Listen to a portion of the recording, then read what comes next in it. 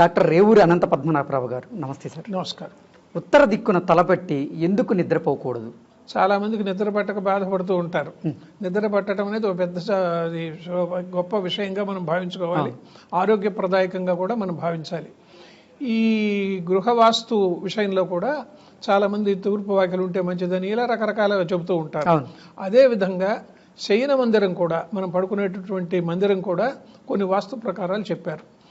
ఈ మన ఈ పాన్పు వేసుకునేటప్పుడు ఉత్తర దిక్క, దక్షిణ దిక్క, తూర్పు, పడమర ఇవి కూడా ఆలోచన చేస్తూ ఉంటారు. శాస్త్రీయంగా కూడా నిరూపణ చేసినటువంటిది ఏమన్నారంటే, ఉత్తర దిక్కున పెట్టి నిద్రపోకూడదు. ఎందుకు అంటే, నువ్వు నిద్రలేయగానే దక్షిణ దిక్కు వైపు చూస్తావు. మామూలుగా మనకు పాండవోద్యోగ విజయాల్లో కృష్ణుడు పడుకొని ఉంటే కాళ్ళ వైపు అర్జునుడు కూర్చుంటాడు, తల వైపు దుర్యోధనుడు కూర్చుంటాడు. లేగానే చూసింది ఆయన అర్జునుడిని చూశాడు. అట్లానే మనం పడుకున్న తర్వాత లేచిని చూసేది ఎవరిని? దక్షిణ దిక్కును చూస్తాం. దక్షిణ దిక్కుకు అధిపతి యముడు. కాబట్టి నువ్వు తెల్లవారి పొద్దున్న లేచింది మొదలుకొని యాక్సిడెంట్ కోసం ఎదురు చూస్తున్నావే తప్ప శుభం కోసరంగా ఎదురు చూడటం లేదు. ఆ ఉద్దేశంతో చెప్పారు. అంతేకాకుండా నార్త్ పోల్, సౌత్ పోల్ మనకు సైన్స్ కూడా చెప్తున్నది. ఉత్తర ధ్రువము, దక్షిణ ధ్రువం అని చెప్పి ఆ అయస్కాంత శక్తి మనలో కూడా ప్రవహిస్తూ ఉంటుంది రాత్రిపూట. దాన్ని నిరోధించడం కోసరంగా వీళ్ళు ఏం చెప్పారంటే, పెద్దవాళ్ళు, కోట్లాది సంపద ఉన్నా కూడా నిద్ర పట్టని వాళ్ళు ఉన్నారు. వాళ్ళు పాపం భోజనం చేస్తారు, ఆ భోజనం అరగదు, మాత్రలు వేసుకుంటారు, నిద్ర పట్టదు. ఈ విధమైనటువంటి దాన ధర్మాలు ఏమీ చేయకపోయినా పర్వాలేదు, కానీ దక్షిణ దిక్కున తలపెట్టి నిద్రపోవాలి అని ఒక సామెత ఉంది. దాన ధర్మాలు చేయకపోయినా పర్వాలేదు, దక్షిణ దిక్కును తలపెట్టుకోమన్నాడు. అంటే ఉత్తర దిక్కు పెట్టుకోవద్దు అని. శాస్త్రీయంగా అయస్కాంత శక్తి ఉన్నది కాబట్టి ఉత్తర దక్షిణ ధ్రువాలను మన మనసులో పెట్టుకొని మనల్లో రక్త ప్రసారానికి అవి అవరోధంగా ఉంటాయనే ఉద్దేశంతో ఈ పద్ధతి పెట్టారు. విరిగిన మంచాల మీద, ఎత్తు పల్లాలుగా ఉండేటువంటి పడక మీద, అపరిశుభ్రమైన మంచం మీద కూడా పడుకోవద్దని అన్నారు. పగట నిద్ర మంచిది కాదు. సూర్యోదయ సూర్యాస్తమయాలలో కూడా నిద్ర పనికిరాదు. కానీ ఇప్పుడు ఈ రోజుల్లో ఈ సాఫ్ట్వేర్ పిల్లలకి మనం ఆ మాట పగట నిద్ర ఉండదు. ఇవి రోజులు మారే కొద్దీ సంప్రదాయాలు కూడా మారుతూ ఉంటాయి. కానీ శాస్త్రీయం మాత్రం ఉత్తర దిక్కున తలపెట్టుకొని నిద్రపోకూడదు. ఈ కర్పూర హారతి ఇవ్వడంలో ఉద్దేశం ఏంటి సార్? శుభ కార్యక్రమాల్లో మామూలుగా మనము ఈ కర్పూర హారతి ఇవ్వటం అనేది ఒక సంప్రదాయంగా వస్తుంది. అర్చక స్వామి ఆ విగ్రహానికి హారతనిస్తాడు. హారతనివ్వటంలో కూడా ఒకటి గ్రామ పరిశుభ్రత కోసరం, గ్రామాభ్యుదయం కోసరంగా ఒకటి, ఆ సంకల్పం చేసుకున్నటువంటి వ్యక్తి కోసరంగా ఒకటి, దైవం కోసరంగా అని చెప్పి 3 రకాలుగా హారతులు ఇస్తూ ఉంటారు. మనం చూస్తూ ఉన్నాం. భక్తి ప్రవత్తులతో ఈ భక్తులంతా కూడా దాన్ని కళ్ళకు అద్దుకుంటారు. కొంతమంది ఇట్లా తలకు రుద్దుకునే వాళ్ళు ఉన్నారు. కర్పూరం వెలిగించేటప్పుడు ఆ సుగంధం వస్తుంది. ఆ సుగంధం వల్ల ఈ సూక్ష్మ క్రిములన్నీ కూడా నశిస్తాయి. ఆలయం లోపల వెలుతురు పెద్దగా ఉండదు కాబట్టి క్రిమి కీటకాలు అంతరాలయంలోకి ప్రవేశించకుండా కూడా అవి నిరోధిస్తాయి. కర్పూరంలో ఉండే లక్షణం ఏమిటంటే, అది సంపూర్ణంగా తనంత తాను దహించకపోతుంది. అదేవిధంగా ఏ విధమైన కొంచెం కూడా అవశేషం ఉండదు, పూర్తిగా అయిపోతుంది. ఆ సుగంధం ఇస్తుంది, ప్రకాశాన్ని ఇస్తుంది, ఆ వెలుతురిని కూడా ఇస్తుంటుంది. మానవ జీవితంలో కూడా పాపాలు హరించుకుపోవాలి అనే దానికి నిదర్శనంగా ఈ కర్పూరం అనేది ఒక సంప్రదాయంగా పెట్టారు. ఇంకొకటి, మన మనసులో ఉండేటువంటి ఆత్మ ఎలా ఉండాలంటే, సుగంధ ద్రవ్యాలను, పరిమళాలను వెదజల్లేటటువంటిదిగా ఉండాలి. అంతరార్థం ఇది.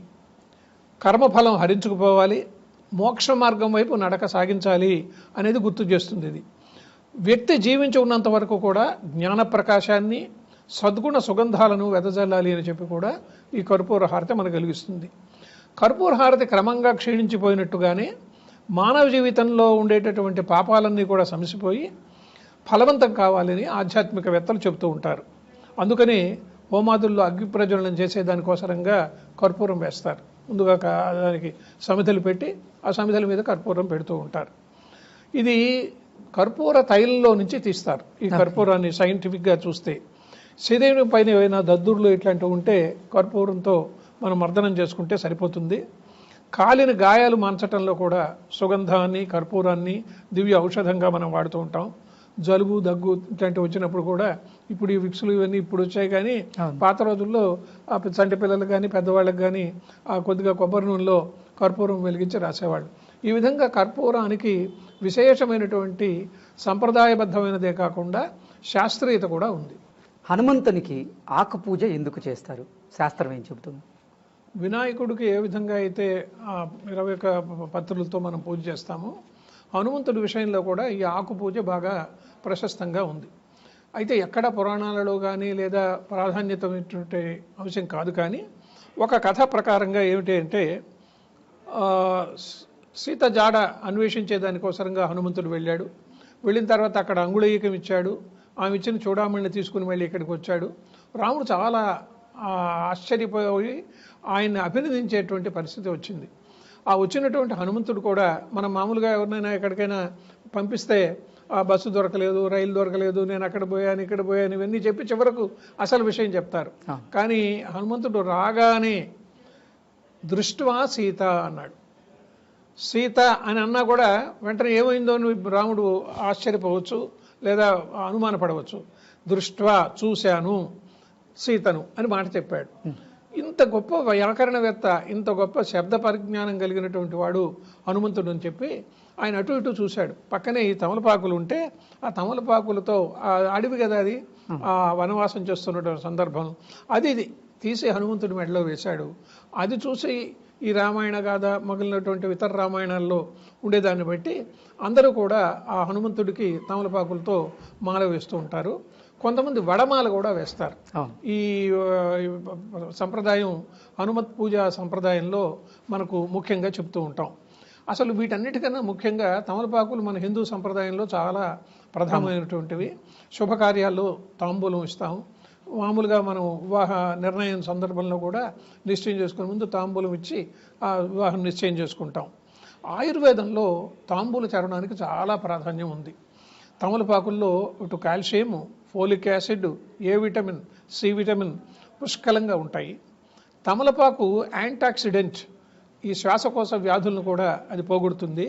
అందువల్ల దాన్ని కొంచెం శాస్త్రీయంగా చెప్పేదానికన్నా దేవుడి పరంగా చెబితే ఈ తమలపాకులు తీసుకుపోతారు ఇంట్లో, దేవుడివి ఇచ్చారు అని చెప్పి దాని మీద తమలపాకులు తాంబూలం వేసుకుంటారు.